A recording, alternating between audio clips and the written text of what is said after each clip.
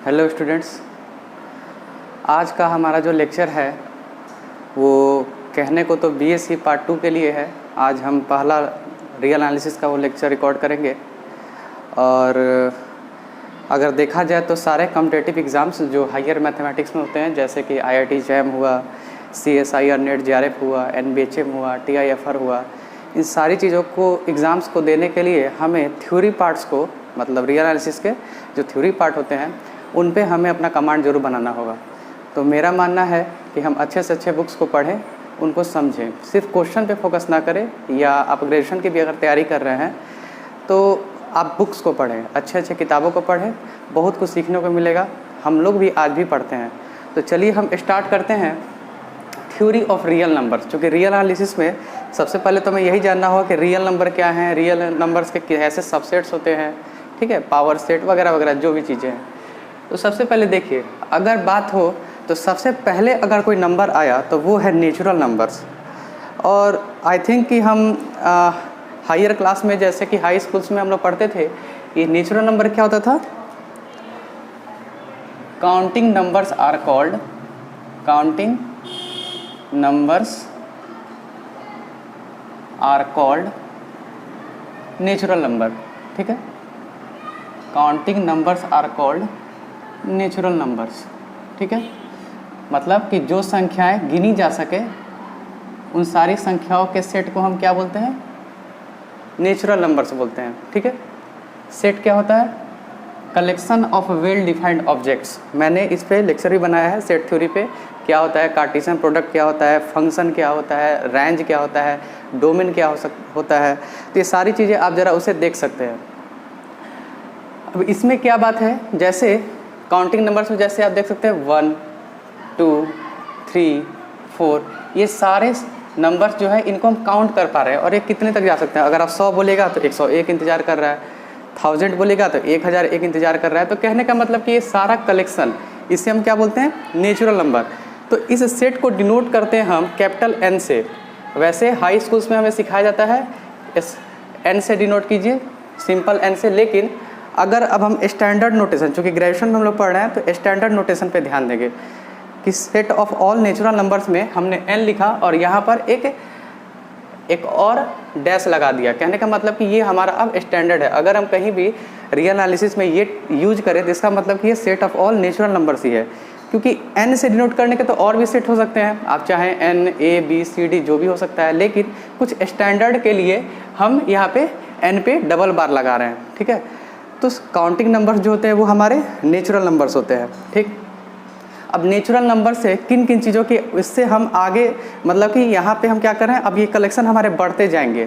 ठीक है, जैसे अगर हम आपसे ये बोले कि सेट का, जैसे समझिए कि रियल एनालिसिस में जो सेट्स हैं वो इक्वेशन से ही बने हैं। जैसे अगर हम आपसे ये कहें कि x + a = b, जहाँ पर a और b दो नेचुरल नंबर है।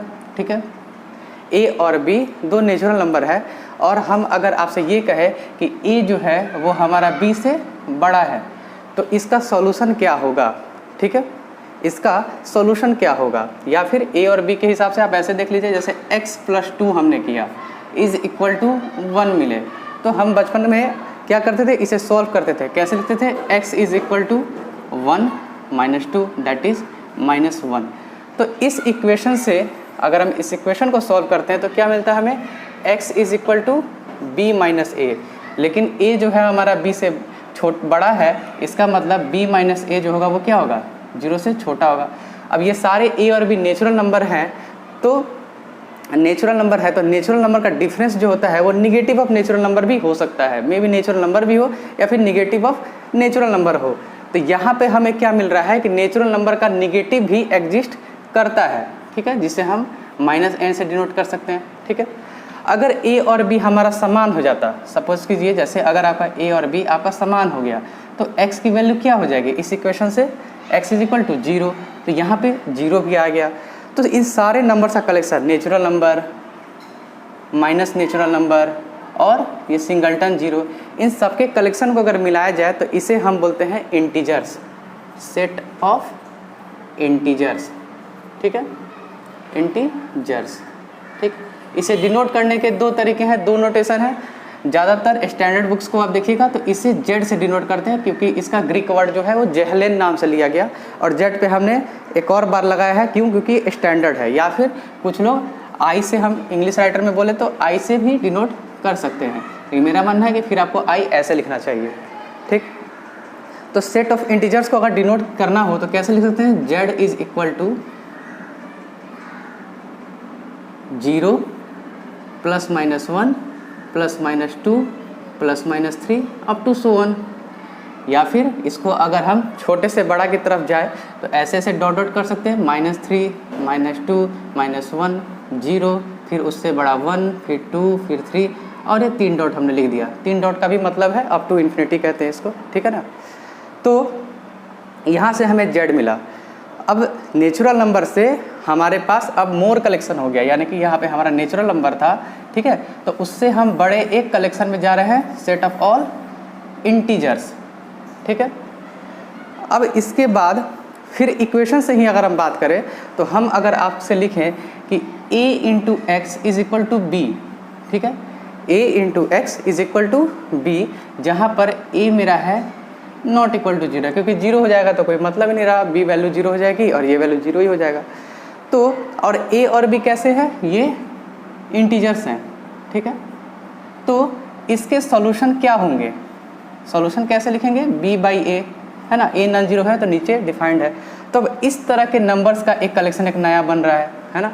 अगर a इक्वल टू 1 रहे तो ये सारे z हो जाएंगे, लेकिन a इक्वल टू 1 नहीं रहा अगर, और 0 भी नहीं रहा, तो ये एक नया कलेक्शन बन रहा है। तो उस कलेक्शन को हम बोलते हैं रेशनल नंबर्स, ठीक है, रेशनल नंबर्स। इन पार्टिकुलर अगर हमारा a 1 हो जाए तो ये रेशनल नंबर क्या हो जाएगा? ये इंटीजर हो जाएगा, ठीक है। यानी कि और हम बड़े सेट में जा रहे हैं अब, ठीक है। यहाँ से उत्पत्ति हुई हमारी set of all rational number की, ठीक है। तो रेशनल नंबर को डिनोट करने के लिए कैसे करते हैं? क्यू लगाया, क्यू से डिनोट करते हैं, और क्यू में एक बार लगा दिया तो this is set of all rational numbers. Definition इसका अगर हम देखा जाए तो डिफिनीशन क्या लिख सकते हैं रेशनल नंबर्स का? एक सूटेबल वे में हम इसका डिफिनीशन ज़रा लिखना चाहें तो क्या हो सकता है, ज़रा देखिए।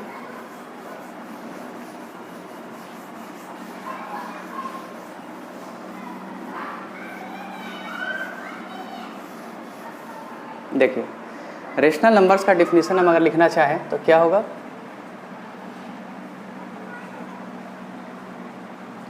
रेशनल नंबर, अभी हम रियल एनालिसिस की बात करें तो रियल नंबर्स के ही पार्ट पे बात कर रहे हैं, ठीक है। और रियल नंबर, चलिए रियल अभी हम नहीं बताया है आपको, तो सीधे डायरेक्ट लिखिए a number which can be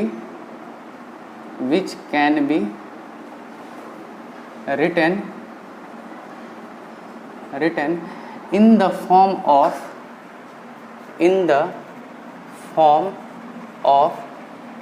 p/q। बहुत ही अच्छा स्टैंडर्ड नोटेशन है ये, p/q, वेयर p और q क्या हो? इंटीजर्स हो, ठीक है, एंड इसको फ्रैक्शन ही बोलते हैं, and q is not equal to 0 is called rational number, ठीक है। अब इस सारे रेशनल नंबर्स को डिनोट कैसे करते हैं? q से। इसका मतलब any x such that x can be written as p/q, ठीक है, where p, q belongs to z and q is not equal to 0। यही स्टैंडर्ड डिफिनीशन है रेशनल नंबर का। डेसिमल के तरीके के भी अलग है, वो अलग टॉपिक है, तो डेसिमल पे हम नहीं जा रहे हैं अभी फ़िलहाल। तो यहाँ से हमें रेशनल नंबर मिला। अब ज़्यादातर देखने में शुरुआत के दौर में हम देखेंगे कि रियल नंबर और रेशनल नंबर्स की प्रॉपर्टी जो है वो बहुत हद तक सेम रहती है, ठीक है। लेकिन कुछ एक दो प्रॉपर्टी ऐसी भी है जो रेशनल नंबर सेटिस्फाई नहीं करता है, बट रियल नंबर कुछ एडवांस सेटिस्फाई करता है, जिसे हम लोग कहीं ना कहीं कंप्लीटनेस प्रॉपर्टी भी बोलते हैं। Completeness property of real numbers, यानी कि रेशनल नंबर जो होते हैं वो कंप्लीट नहीं होते हैं, लेकिन रियल नंबर जो होते हैं वो कंप्लीट होते हैं। तो ज़रा हम इस पे ज़रा विचार करते हैं। तो आगे का हमारा जो टॉपिक है, आई थिंक सबसे पहले हम सारे डिफिनीशंस को देख लें, ठीक। एक चीज़ और मैं बताना चाहूँगा कि सारे रेशनल नंबर, जैसे आप देखिएगा, यस, सारे जो हमारे रेशनल नंबर्स हैं, अब जैसे इस पे विचार कीजिए ज़रा थोड़ा सा। मैं अगर ये कहूँ कि क्या 4/2 को हम 2 भी लिख सकते हैं, -4/-2 भी लिख सकते हैं, 6/3 भी लिख सकते हैं, 8/4 भी लिख सकते हैं। तो सारी चीज़ कैसे हैं, ये सारे इक्विवेलेंट है, एक ही जैसे है। तो एक स्टैंडर्ड यूनिक रिप्रेजेंटेशन की बात हो तो इसको हम क्या बोल सकते हैं कि P/Q इस तरह से हो वेयर P और Q का जो GCD है, यानी कि इनका जो ग्रेटेस्ट कॉमन फैक्टर है वो क्या हो, वो 1 हो। मतलब P और Q को रिलेटिवली प्राइम में, मतलब लोएस्ट टर्म में हम लिख पाए। तो इस नोटेशन यानी कि ये सारी वैल्यूज़ को अगर देखा जाए तो सारे वैल्यू किसके इक्वल है, 2 के। और यहाँ पे 2/1 कर रहे हैं, यानी कि 1 और 2 का GCD क्या है, 1 है। 4/2 अब नहीं लिखेंगे, 4/2 का मतलब क्या हुआ हमारा, 2 हुआ। ठीक है, तो रेशनल नंबर्स के ये हमारे नोटेशन है। यानी कि आप रेशनल नंबर ये भी कह सकते हैं कि ऐसे नंबर्स जो कि P/Q के फॉर्म में हो, जहाँ पर P और Q इंटीजर हो, Q not equal to 0 within the lowest form, कहिए कि P और Q का जो कॉमन फैक्टर है, जो कि ग्रेटेस्ट कॉमन फैक्टर हो, वो 1 हो, यानी कि ये आपस में रिलेटिवली प्राइम हो। ओके, ठीक है। तो अब हम जरा देखते हैं कुछ फील्ड एक्जियम्स को हमें देखना होगा कि फील्ड क्या होता है। जो बच्चे ग्रुप थ्योरी थोड़ा बहुत पढ़े हो तो मे भी उन्हें पता हो, लेकिन आई थिंक इस ईयर में फील्ड थ्योरी तो नहीं ही पढ़ना होता है, तो थोड़ा बहुत हम इस पर चर्चा कर सकते हैं, इस पर कि फील्ड क्या होता है।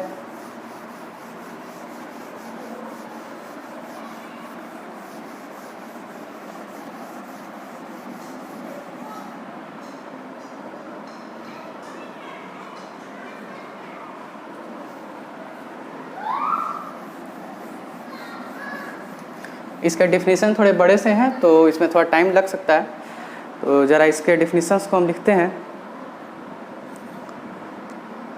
फील्ड एक्जियम या फिर फील्ड, ठीक है।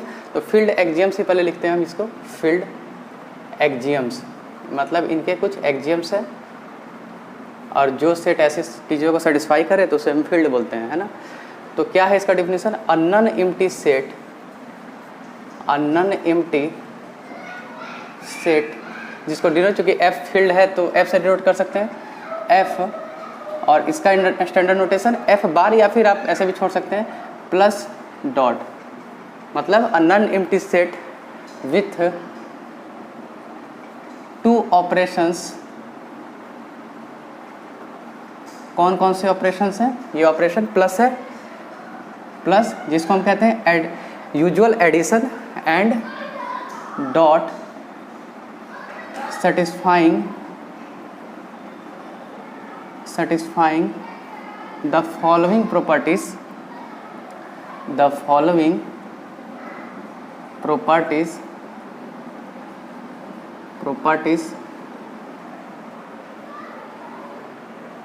is called a field। ठीक है, कुछ प्रॉपर्टीज़ हैं, अगर ये सेटिस्फाई करे तो उसे हम फील्ड कहेंगे। प्रॉपर्टीज़ का लगभग 12 प्रॉपर्टी है, तो आई थिंक मैं इसे लिख ही देता हूँ थोड़ा बहुत आपको समझाने के लिए।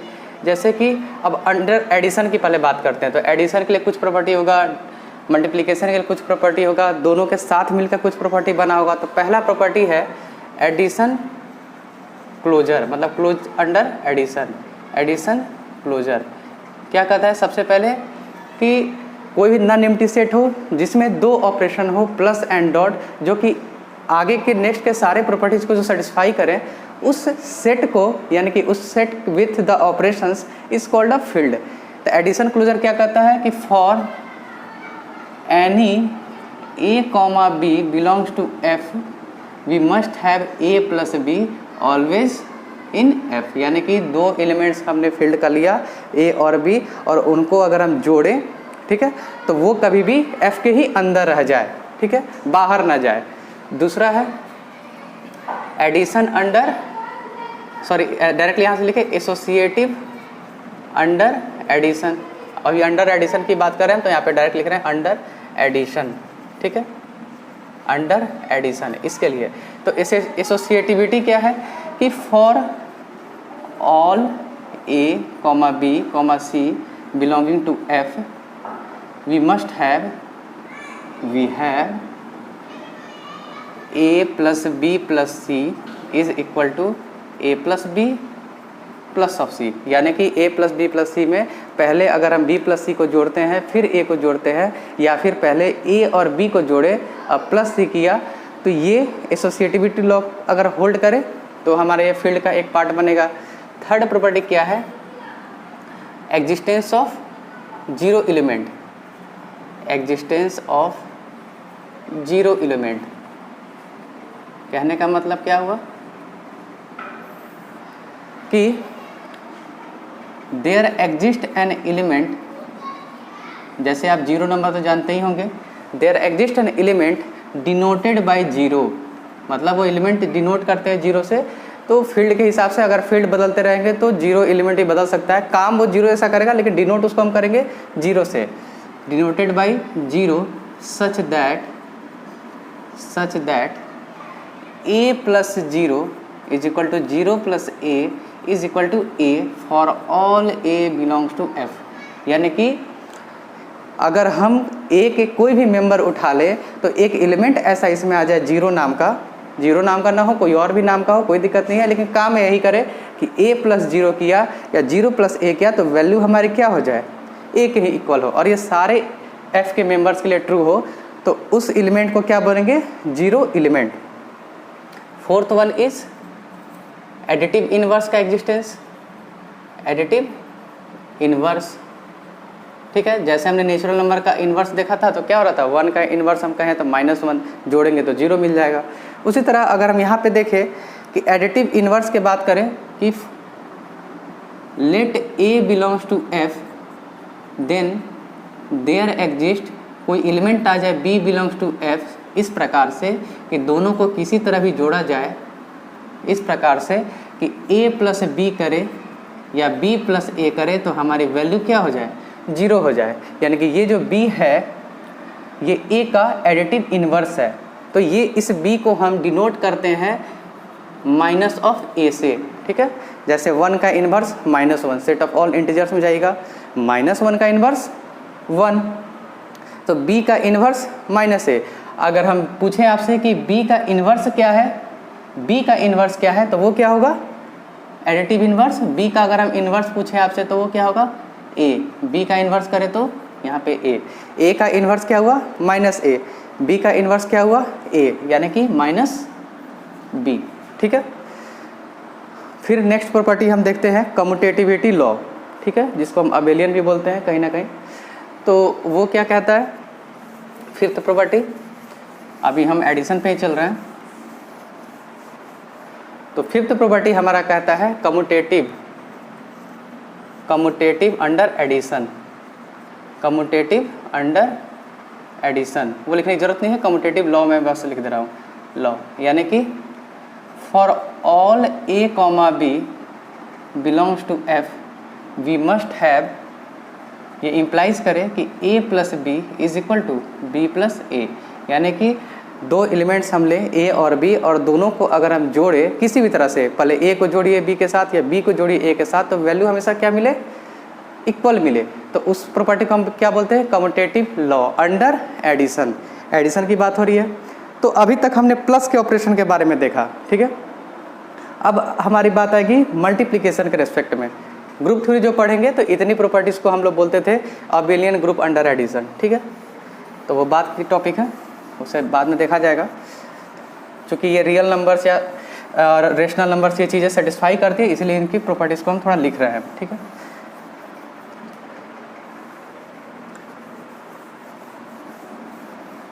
नेक्स्ट प्रॉपर्टी है हमारा अंडर मल्टीप्लिकेशन। अभी तक टोटल हमारा कितना प्रॉपर्टी हुआ, 5 प्रॉपर्टी हुआ। ठीक है, अंडर मल्टीप्लिकेशन ये क्या कहता है, यानी कि 6 प्रॉपर्टी कि closure under multiplication, closure under multiplication. यानी कि दो एलिमेंट्स आप लीजिए a और b, और अगर हम मल्टीप्लाई करें सिमिलरली जैसे मल्टीप्लाई करते हैं वैसा अगर करें तो वैल्यू उसी के अंदर आ जाए। यानी कि for all a comma b belongs to f we must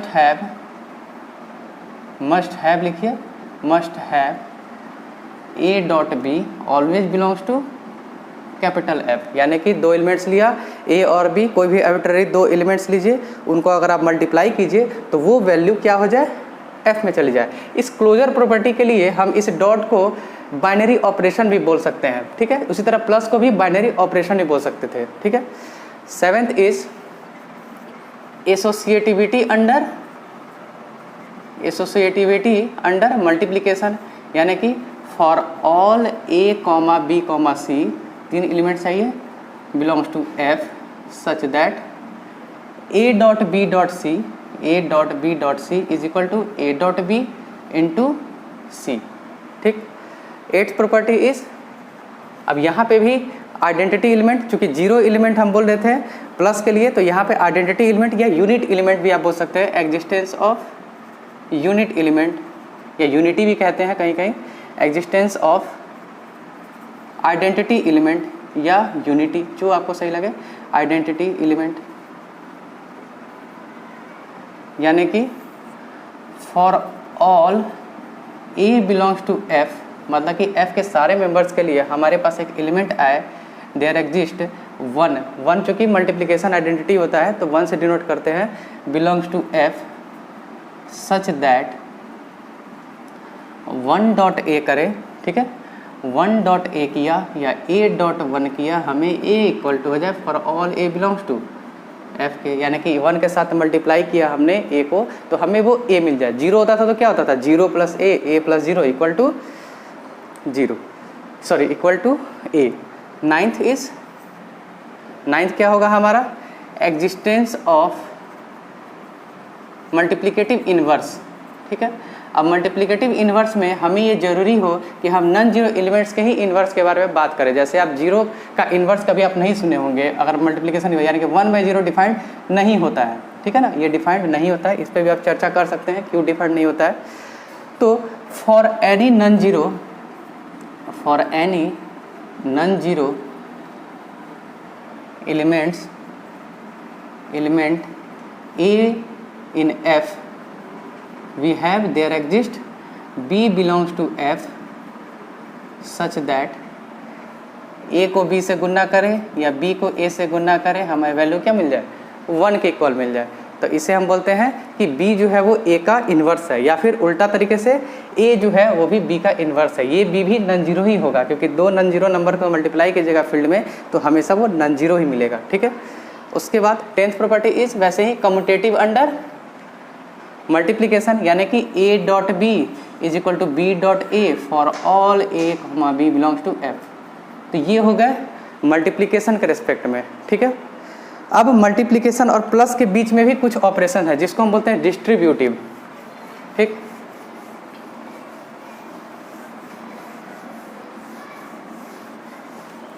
distributive यानी कि मल्टीप्लिकेशन जो है वो एडिशन के ऊपर डिस्ट्रीब्यूटिव होता है, राइट तरीके से या लेफ्ट तरीके से। कहने का मतलब अब देखते हैं यहाँ पे डिस्ट्रीब्यूटिव, यहाँ पे लिख रहा है डॉट डिस्ट्रीब्यूटिव, यानी कि मल्टीप्लिकेशन डिस्ट्रीब्यूटिव ओवर एडिशन। क्या मतलब है इसका कि यहाँ पे हम इसको 11 और 12 दोनों उसी में ऐड कर ले रहे हैं, 11th और 12th प्रॉपर्टी, कि for all A, B and C in F we must have, अगर हम A dot B plus C करें, ये क्या हो, A डॉट B मतलब A जो है वो B के साथ अलग से गुना हो और A जो है वो C के साथ अलग से गुना हो। उसी तरह अगर उल्टा करें तो B plus C into A is always equal to B dot A, ठीक है, प्लस C डॉट A। ये दोनों वैल्यू जो है वो हमेशा समान होंगे। क्यों होंगे, आप देख सकते हैं, क्योंकि डॉट जो होता है वो कम्यूटेटिव होता है। ठीक है, डॉट जो है वो कम्यूटेटिव होता है फील्ड के एलिमेंट्स में, तो इसको हम B dot A plus C dot A भी लिख सकते हैं। ठीक है, तो ये दोनों चीज़ें इक्वल ही है, लेकिन यहाँ से मल्टीप्लाई कीजिए, लेफ्ट डिस्ट्रीब्यूटिव कहिए या राइट डिस्ट्रीब्यूटिव कीजिए, दोनों वैल्यू क्या हो, हमेशा सेम हो और ये क्या हो, डिस्ट्रीब्यूट हो जाए। यानी कि A जो है वो B के साथ डिस्ट्रीब्यूट हुआ, फिर A जो है वो C के साथ डिस्ट्रीब्यूट हुआ और सम आने पे ये वैल्यू सारे इक्वल आ गए। तो इन सारे एक्जियम्स का, यानी कि इन 12 प्रॉपर्टीज़ को अगर ये सेटिस्फाई करे जो हमारे नॉन एम्प्टी सेट, तो उसे हम बोलते हैं फील्ड, या फिर हम कह सकते हैं फील्ड एक्जियम्स। ठीक है, तो फिर हम आगे थोड़ा बढ़ते हैं इसमें और कि ऐसे कोई एग्जाम्पल बताइए जो फील्ड हो। तो सबसे बेस्ट एग्जाम्पल है, इसको एक्सरसाइज या एग्जाम्पल कह लीजिए, कि Q set of all rational numbers under plus under dot is a field. ठीक है, कहने का मतलब क्या हुआ कि 2 रेशनल नंबर को जोड़ेंगे तो हमें रेशनल नंबर ही मिलेगा, 2 रेशनल नंबर अपने आप में एसोसिएटिव लॉ को होल्ड करता है, मतलब दो क्या तीन रेशनल नंबर्स अपने आप में एसोसिएटिव लॉ को होल्ड करता है। या फिर जीरो आता है इसके अंदर, जीरो बिल्कुल आता है, जीरो एक रेशनल नंबर भी होता है, ठीक है। इन्वर्स भी आता है, अगर p/q एक रेशनल नंबर है तो उसका एडिटिव इन्वर्स -p/q हो जाएगा, है ना। कम्यूटेटिव भी होता है। तो ये सारे 12 प्रॉपर्टीज़ को अगर आप चेक कीजिएगा तो हमें क्या मिलेगा कि Q जो है वो एक फील्ड होता है, ठीक है। आगे चल के जब हम रियल नंबर पूरा तरह से कंप्लीट करेंगे तो रियल नंबर भी एक फील्ड होता है। और आगे अगर हम चलेंगे कॉम्प्लेक्स नंबर्स पे बात करें तो set of all complex number, जिसको हम a+i से डिनोट करते थे, तो वो भी एक फील्ड होता है, ठीक है। तो अब हम थोड़ा सा नोटेशन थोड़ा देखना चाहते हैं, ऑर्डर प्रॉपर्टीज को देखना चाहते हैं, लेकिन इसे हम नेक्स्ट लेक्चर में देखेंगे। आज के लिए बस इतना ही। Thank you very much.